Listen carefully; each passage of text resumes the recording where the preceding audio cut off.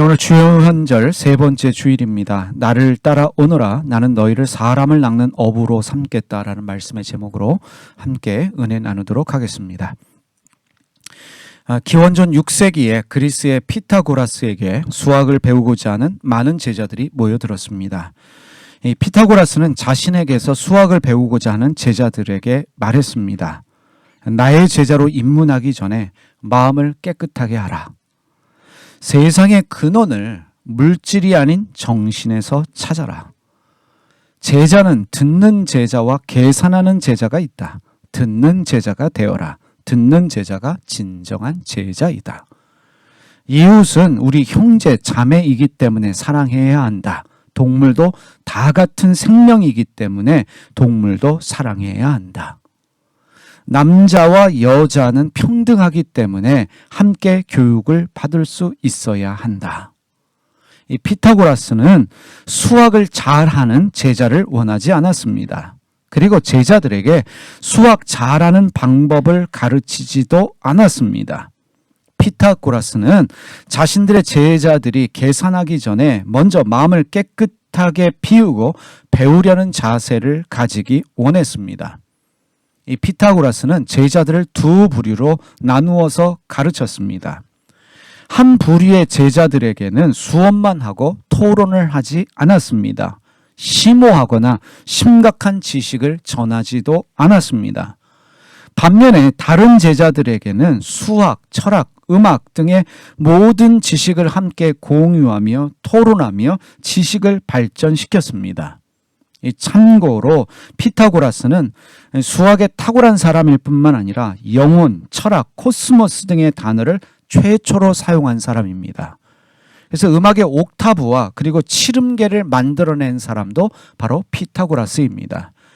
피타고라스가 없으면 오늘 우리가 이렇게 아름답게 연주하고 찬양할 수 없습니다.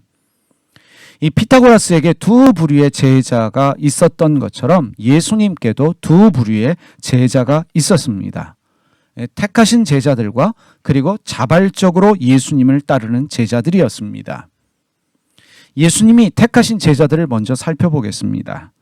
예수님께서 갈릴리 호숫가를 지나가시다가 형제인 베드로와 안드레를 보셨습니다. 그들은 어부였습니다. 마태복음 4장 19절 세 번역으로 읽겠습니다. 예수께서 그들에게 말씀하셨다. 나를 따라오너라 나는 너희를 사람을 낚는 어부로 삼겠다. 예수님의 말씀에 베드로와 안드레는 그물을 놓아두고 예수님을 따라갔습니다. 호숫가를 좀 더 가시다가 예수님께서 아버지 세베대와 함께 배 위에서 그물을 손질하고 있는 야고보와 요한 형제를 보셨습니다. 그들에게도 똑같은 제안을 하셨습니다. 베드로와 안드레와 같이 어부였던 야고보와 요한 형제는 아버지와 배를 버려두고 예수님을 따라갔습니다. 예수님은 사람들에게 자신을 따르도록 긴 설교하지 않으셨습니다. 나를 따르라고 사람들을 설득하거나 협상하지도 않으셨습니다. 예수님은 단 두 마디의 말씀만 선포하셨습니다. 나를 따라오너라. 나는 너희를 사람을 낚는 어부로 삼겠다. 사실은 선포이며 명령에 가까운 말씀입니다.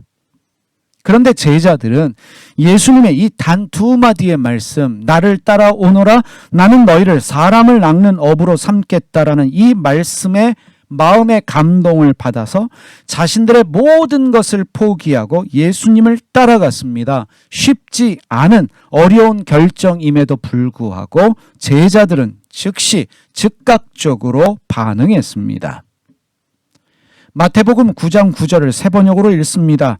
예수께서 거기에서 떠나서 길을 가시다가 마태라는 사람이 세간에 앉아 있는 것을 보시고 말씀하셨다. 나를 따라오너라. 그는 일어나서 예수를 따라갔다. 세간에서 일하던 세리인 마태도 나를 따라오너라 라는 예수님의 말씀을 듣고 일어나서 즉각적으로 예수님을 따르는 제자가 되었습니다. 이렇게 예수님의 택함을 받은 제자는 겨우 12명에 불과합니다. 예수님은 자신을 따르는 많은 제자를 원하지 않으셨습니다. 심지어 예수님은 자신을 따르기 원했던 어떤 사람에게는 집으로 돌아가라 라고 말씀하셨습니다. 예수님은 자신을 따르는 제자 한 명 더 만들어내기 위해서 애를 쓰지 않으셨습니다. 예수님은 사회적으로 고위층이라고 말할 수 있는 저명 인사를 제자로 택하지도 않으셨습니다. 어떤 율법학자가 예수님 가시는 곳 어디든지 따라다니겠습니다 라고 말했습니다. 다시 말하면 예수님의 제자가 되겠다는 말입니다. 율법학자는 당시에 사회적 지위가 있는 사람입니다. 그런 사람이, 사회적으로 저명하고 지위 있는 사람이 예수님의 제자가 되는 것이 예수님 사역에 유익이 되지 않을까요? 그럼에도 불구하고 예수님 율법학자에게 하신 말씀이 여우도 굴이 있고 하늘에 나는 새도 보금자리가 있지만 인자는 머리 둘 곳이 없다라고 말씀하셨습니다. 무슨 뜻이겠습니까? 예수님 따르는 일이 힘들고 고생스러운 일이기 때문에 따라오지 말라는 말씀입니다. 고린도전서 1장 26절에서 28절 말씀 세 번역으로 읽습니다. 잘 들어보시기 바랍니다. 형제자매 여러분, 여러분이 부르심을 받을 때 그 처지가 어떠하였는지 생각해 보십시오. 육신의 기준으로 보아서 지혜 있는 사람이 많지 않고 권력 있는 사람이 많지 않고 가문이 훌륭한 사람이 많지 않았습니다. 그런데 하나님께서는 지혜 있는 자들을 부끄럽게 하시려고 세상의 어리석은 것들을 택하셨으며 강한 것들을 부끄럽게 하시려고 세상의 약한 것들을 택하셨습니다. 하나님께서는 세상에서 비천한 것들과 멸시받는 것들을 택하셨으니 곧 잘났다고 하는 것들을 없애시려고 아무것도 아닌 것들을 택하셨습니다. 바로 이것이 주님의 교회가 가지는 정체성입니다. 주님은 어리석고 약하고 비천하고 멸시받는 사람들을 택하셔서 교회를 이루게 하셨습니다. 주님의 제자들은 잘났기 때문에, 똑똑하기 때문에 택함받은 것이 절대로 아닙니다. 오히려 주님의 택함받은 사람들은 근본적으로 문제가 많고 상처가 많고 가진 것이 없는 사람들입니다. 그래서 주님께 택함받은 사람은요, 나는 별 볼 일 없는 사람이구나 라는 깨달음과 고백을 가지고 있어야 합니다. 내가 택함받아 이 교회에 앉아 있다, 주님의 사람이 되었다라고 말하는 사람들은 근본적으로 나는 별 볼 일 없는 사람이라는 깨달음과 고백이 있어야 합니다. 예수님께 택함받은 제자들은 그것을 너무나 잘 알고 있었습니다. 우리는 별 볼 일 없는 사람들이다. 바울도 자신을 뭐라고 이야기합니까? 나는 죄인 중에 괴수다라고 고백합니다. 나는 문제 있는 사람, 나는 똑똑하지 않은 사람, 나는 비천하고 약한 사람이다 라는 고백을 가지고 모인 사람들이 바로 교인들입니다. 하나님의 사람들입니다. 예수님의 택하심과 상관없이 자발적으로 예수님을 따르는 제자들이 있었습니다. 이들의 특징이 있습니다. 자발적으로 예수님을 따랐던 제자들은 예수님 말씀 때문에 어려워했습니다. 결국 많은 이들이 예수님 곁을 떠나갑니다. 요한복음 6장 60절에 보면 세 번역으로 읽습니다. 예수의 제자들 가운데서 여럿이 이 말씀을 듣고 말하기를 이 말씀이 이렇게 어려우니 누가 알아들을 수 있겠는가 하였다. 이 제자들은 자발적으로 예수님을 따르는 제자들이었습니다. 예수님의 말씀을 듣고 이 말씀이 이렇게 어려우니 누가 알아들을 수 있겠느냐. 그런데 예수님은 자신의 설교 때문에 어려워하는 제자들을 이해시키거나 설득하지 않으셨습니다. 이어지는 마태복음 6장 65절에서 66절 말씀 세 번역입니다. 예수께서 또 말씀하셨다. 그러므로 내가 너희에게 이르기를 아버지께서 허락하여 주신 사람이 아니고는 아무도 나에게로 올 수 없다고 말한 것이다. 이 때문에 제자들 가운데서 많은 사람이 떠나갔고 더 이상 그와 함께 다니지 않았다. 예수님이 하나님께서 허락하신 사람이 아니면 아무도 나에게 올 수 없다고 말씀하셨습니다. 주님의 제자로 택함받지 않은 사람은 떠날 수밖에 없다는 말씀입니다. 떠나려는 사람들에게 명분을 주셨어요. 떠나려는 사람들에게 떠날 수밖에 없는 명분을 주셨습니다. 결국 이 말씀 때문에 아버지께서 허락하여 주신 사람이 아니고는 아무도 나에게 올 수 없다 말한 이 말씀 때문에 결국 많은 사람들이 떠나갔고 더 이상 예수님과 함께 다니지 않았습니다. 많은 제자들이 예수님을 떠났습니다. 예수님은 이 떠나는 제자들을 붙들지 않으셨습니다. 오히려 남아있는 제자들에게 너희도 떠날 것이냐? 라고 물으셨어요. 요한복음 6장 67절에서 69절입니다. 메시지 성경으로 읽어보겠습니다. 그러자 예수께서 12제자에게도 택함받은 제자들입니다. 기회를 주셨다. 너희도 떠나가려느냐? 베드로가 대답했다. 주님, 참된 생명, 영원한 생명의 말씀이 주님께 있는데 저희가 누구에게 가겠습니까? 저희는 이미 주님이 하나님의 거룩하신 분임을 확신하며 주님께 인생을 걸었습니다. 여러분, 신기한 일입니다. 예수님을 따르던 많은 제자들은요, 예수님의 말씀이 어렵다고 말하면서 떠났는데 예수님의 택함을 받은 12제자는 전혀 다른 반응을 합니다. 예수님의 말씀을 생명의 말씀이다 라고 고백하면서 우리는 주님이 하나님의 거룩하신 분임을 확신하며 주님께 인생을 걸었습니다 라고 말합니다. 왜 다른 제자들의 귀에 말씀이 어렵게 들리는데 12제자에게는 이 예수님의 말씀이 생명의 말씀으로 들렸을까? 답은 간단합니다. 주님이 택하셔서 제자로 부르셨기 때문입니다. 예수님은 예수님의 말씀이 어렵다고 말하며 떠나가는 많은 제자들을 설득하지 않으셨습니다. 붙잡지 않으셨습니다. 그리고 더 중요한 것이 있습니다. 그 제자들을 책망하거나 비난하지 않으셨습니다. 왜 예수님은 떠나가는 수많은 제자들을 향하여 책망하거나 비난하지 않으셨을까? 그들은 예수님의 제자로서 부르심과 택하심이 없었기 때문입니다. 부르심과 택하심이 없기 때문에 굳이 책망하거나 비난할 이유가 없는 것입니다. 주님의 제자로서 신앙생활하고 있는 우리에게 참 중요한 것이 있습니다. 바로 교회로의 부르심과 택하심입니다. 이 말은 나에게 주신 교회와 목회자가 있다는 말입니다.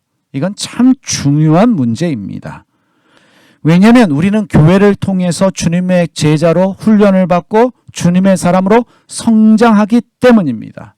그러하기 때문에 나의 교회, 나의 목회자를 만나는 것은 중요합니다. 하나님이 나를 이 교회로 부르셨는가? 하나님이 이 교회를 위해 나를 택하셨는가? 이것에 대해서 질문하고 하나님께 답을 얻어야 합니다. 부르심과 택하심이 없는 교회에 다니고 있다면 신앙생활은 행복하지 않아요. 좋아서 예수님 따라갔는데 어느 순간에 예수님 때문에 시험이 듭니다. 말씀이 들리지 않아요. 예수님 따라다니는 것이 더 이상 행복하지 않기 때문에 떠날 수밖에 없습니다. 왜 그럴까요? 부르심이 없기 때문에 그래요. 택하심이 없기 때문에 그렇습니다. 내가 부르심과 택하심이 없이 교회를 다니고 있으면 행복하지 않지요? 내 눈에 교회 문제, 목회자 문제밖에 보이지 않습니다. 왔다 가는 교회가 되어져요. 일주일에 1시간 시간 내서 왔다 가는 교회가 되어집니다. 아침마다 교회 가는 것이 힘든 결정이어야 돼요. 여러분, 이런 농담 아십니까? 아침에 일어났는데 나 교회 가기 싫어요. 그랬더니 어머니가 하시는 말씀이 넌 가야지. 넌 목사인데. 여러분, 목사가 아침에 일어났는데 교회 가기 싫어요. 이 심정이 목사에게만 있겠습니까? 교우인들에게도 있을 수 있어요. 왜 이런 마음 들까요? 내 부르심이 아니기 때문에 그래요. 내 부르심과 택하심이 없는 교회이기 때문에 아침에 일어나서 그 교회 가는 것이 힘든 결정이어야만 하는 것입니다. 그 교회가 지금 내가 다니고 있는 교회가 내 부르심과 택하심이 아니라면 교우들이 사랑스럽지를 않아요. 다 판단거리만 눈에 보입니다. 그리고 중요한 것이 있습니다. 이 교회가 내 교회로서의 부르심과 택하심이 없다면 내 상처와 아픔, 약한 것들을 드러내지 못하고 감추어야만 합니다. 그리고 교회와 목회자를 위해 기도를 하지 못합니다. 그리고 중요한 것이 있습니다. 교회로서의 부르심과 택하심이 없다면 헌금하기 어렵고 아깝습니다. 이 교회를 통해서 하나님께 헌금하지 못하는 것은 내 부르심이 없기 때문에 그렇습니다. 헌금 생활하는 것이 시험이 된다면 그 교회는 내 교회가 아닙니다. 부르심이 없고 택하심이 없습니다. 가장 중요한 것이 있습니다. 무엇보다 목회자의 설교가 내 귀에 들리지 않으면 그 교회는 나에게 주신 교회가 아님에 분명합니다. 그렇다면 내 교회와 내 목회자를 찾아 떠나야만 합니다. 다른 교회 목사님 설교가 귀에 들리고 은혜가 된다면 그 교회로 가셔야 합니다. 절대로 영적으로 문제가 있는 게 아닙니다. 영적으로 문제가 있기 때문에 그러한 현상들이 일어나는 것이 아니라 내 교회가 아니기 때문에 내 목사님이 아니기 때문에 설교가 귀에 들리지 않는 것입니다. 다른 말로 하면 나에게 주신 소명과 현재 출석하는 교회의 소명이 다르기 때문에 설교가 내 귀에 들어오지 않습니다. 헌금 생활도 힘든 것입니다. 내 부르심과 택하심과 상관없는 교회와 목회자 때문에 시간 낭비하지 마셔야 합니다. 내 부르심이 있는 교회, 그리고 나에게 허락하신 목회자를 위해서 기도하면서 찾아야 합니다. 우리 영광장로교회 이야기를 좀 해보겠습니다. 우리 영광장로교회는 예수님 닮는 그리스도인 되는 것이 가장 중요한 부르심입니다. 하나님의 생활 방식에 따라 다른 사람에게 친절하고 너그럽고 바르게 사는 것이 우리의 신앙생활의 목표입니다. 그래서 우리는 말씀을 읽고 성경을 통독합니다. 이것이 우리의 정체성입니다. 사람들이 교회 개척되어지고 1년 만에 2년 만에 오독하고 10독하는 사람이 있다? 놀랍게 반응을 합니다. 이 성경 통독은 우리에게 매우 중요합니다. 성경 통독을 더 체계화, 조직화해서 성경 통독에 최선을 다할 것입니다. 만약에 성경 통독이 어렵다면 영광장로교회는 여러분의 교회가 아닙니다. 개척교회이기 때문에 한 사람이 참 중요합니다. 많은 사람 모이는 것이 중요합니다. 그렇게 생각했습니다. 그래서 사람들이 원하는 교회, 사람들이 원하는 프로그램 하려고 꽤 애를 썼습니다. 예배 시간도 사람들의 편의에 의해 조정을 했고, 그리고 여러 가지 것들이 사람들이 불편하면 하다가 중단한 일도 있습니다. 왜 이렇게 했을까요? 하나님이 영광장로교회에 주신 부르심을 망각했기 때문입니다. 사람 많이 모이는 것이 중요하고 한 사람이라도 더 모이는 교회 되어야 한다라고 생각했기 때문에 사람들이 원하는 교회 만들려고 했습니다. 그러나 영광장로교회에 주신 부르심은 이 시대의 남은 자의 교회가 되는 것입니다. 말씀으로 사람을 세워서 예수님 닮는 사람들, 하나님의 생활 방식에 따라 다른 사람들에게 친절하고 너그럽고 바르게 사는 사람들로 훈련하고 키우는 것이 영광장로교회에 주신 부르심입니다. 올해는 반드시 예수 제자 훈련 학교와 같은 제대로 된 성경 통독 학교를 교회 안에 만들어서 성경만 읽는 것이 아니라 성경을 제대로 이해하고 읽을 수 있도록 할 것입니다. 성경을 가지고 고민하고 질문하고 토론하는 성경 연구 학교도 자리 잡을 수 있도록 최선을 다할 것입니다. 감사하게도 우리 교회 유튜브 채널의 구독자가 1000명을 넘었습니다. 창세기 질문과 함께하는 오늘의 묵상은 매일 수백 명에서 수천 명이 듣고 있습니다. 이런 질문하게 됩니다. 누구를 위해서 밤새서 이 7분짜리 9분짜리 말씀을 준비할까? 한국교회를 위해서? 저는 그런 수준이 되지 못합니다. 우리 교회 교인들을 위해서, 교우들을 위해서 말씀을 준비합니다. 때로는 7, 8분의 말씀을 준비하기 위해서 자료를 수집하고 여러 논문들, 다른 분들이 쓰신 자료들을 검토하면서 말씀을 준비합니다. 다른 이유 없습니다. 우리 교회와 교우들을 바로 세우기 위한 말씀으로 준비합니다. 그런데 교우들을 위해 열심히 말씀 준비하고 있는데 정작 우리 교인들이 아니라 다른 교회 교우들이 듣고 있다는 사실입니다. 듣지 않는 분들이 여러분들 계십니다. 절대로 듣지 않는다고 비난하는 말, 정죄하는 말 하는 것이 아니라는 것을 여러분들이 알아주셨으면 좋겠습니다. 우리 교회를 바로 세우기 위한, 우리 교회의 정체성을 세우기 위한 말씀이 바로 창세기 질문과 함께하는 오늘의 묵상입니다. 앞으로 출애굽기도, 레위기도, 그리고 할 수만 있다면 욥기와 요한계시록도 이런 식으로 말씀을 풀어내고 싶습니다. 만약에 말씀이 들리지 않으면, 교회 오는 것이 행복하지 않으면 지금 있는 교회는 나의 교회, 나의 목사가 아니라는 것을 여러분이 아셔야 합니다. 여러분, 신앙생활은 행복하셔야 합니다. 이 교회 오는 것이 행복하고, 이 교회에서 말씀 듣는 것이 행복하고, 헌금 생활하는 것이 행복하고, 성경 공부하는 것이 행복해야 합니다. 집에 있는 것 하나라도 더 들고 와서 교우들 섬기는 것이 행복하셔야 합니다. 각자에게 주신 교회가 있습니다. 나의 신앙생활의 행복을 위해서 나의 교회, 나의 목사를 찾아야 합니다. 이것이 우리 신앙의 가장 중요한 부분입니다. 베드로후서 1장 10절 말씀 세번역입니다. 그러므로 형제자매 여러분, 더욱더 힘써서 여러분의 부르심을 받은 것과 택하심을 받은 것을 굳게 하십시오. 그러면 여러분들은 넘어지지 않을 것입니다. 부르심이 없으면, 택하심이 없으면 사람은 넘어지게 돼 있습니다. 부르심과 택하심이 없는데 예수님 따라가다 보면 예수님 따라가는 것도 시험 들어가지고 결국은 말씀이 귀에 들리지 않는다라고 하면서 돌아갈 수밖에 없어요. 그런데 부르심과 택하심이 있으면 십자가를 지고 예수님과 함께 죽겠다라는 믿음의 결단 가지고 순교라도 할 수 있습니다. 이게 부르심과 택하심이에요. 나는 이 교회에 부르심이 있는가? 나는 택하심이 있는가? 우리가 끊임없이 질문하면서 하나님께 답을 얻어야 합니다. 예수님은 제자들을 부르시면서 나를 따라오너라. 나는 너희를 사람 낚는 업으로 삼겠다 말씀하셨습니다. 선택할 수 없는 명령입니다.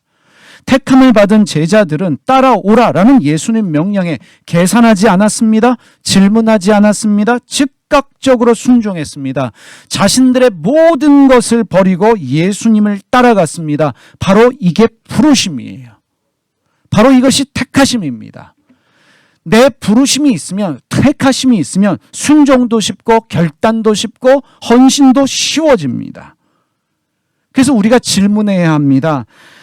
내가 계산하지 않고 질문하지 않고 즉각적으로 순종할 수 있는 모든 것들을 버릴 수 있는 나의 부르심은 무엇인가? 저는 이 부르심에 대하여 저 스스로 이렇게 고백할 수 있습니다. 교회이다. 실수도 하고 넘어지기도 하고 문제도 있지만 결국은 저의 부르심은 교회를 바로 세우는 것이다. 그래서 하나님께서 미국에서 여기로 부르셨구나. 모든 것들을 포기하게 만드시면서 여기 방배동에 자그만 교회를 세우셨구나. 큰 교회가 아니라 정말 주님이 원하시는 그 교회, 남은 자의 교회, 영광스러운 주님의 교회를 세우시는 그 일에 하나님이 나를 쓰기 원하시는구나. 그거라면 계산하지 않고 질문하지 않고 즉각적으로 순종할 수 있는 모든 것을 버릴 수 있는 그 부르심, 바로 영광장로교회구나. 이것이 저의 고백입니다. 그러면 여러분의 부르심은 무엇입니까? 여러분은 여러분의 부르심이 있는 여러분의 교회, 나의 교회라고 말할 수 있는 그 교회를 만나셨습니까? 여러분, 나의 목사님이다, 나의 목회자다라고 말할 수 있는 그 목사님을 만나셨습니까? 여러분이 만나셨다면 그 교회는 여러분의 품속에서 여러분에게 행복을 줄 수 있을 것입니다. 교회는 작지만 문제가 있지만 그래도 내 교회가 있기 때문에, 내 목사님이 있기 때문에 행복할 것입니다. 오늘 예수님께서 여러분에게 말씀하십니다. 나를 따라오너라. 내가 너희를 사람 낚는 업으로 삼겠다라고 말씀하십니다. 그 예수님께서 여러분들을 어느 교회로, 어느 목회자로 인도하셨습니까? 이 확신을 가지시고 2023년도, 아니 그 이후에 주님 부르시는 그날까지 여러분 신앙생활이 행복하기를, 무엇보다 기쁨으로 충만하시기를 주님의 이름으로 축복합니다.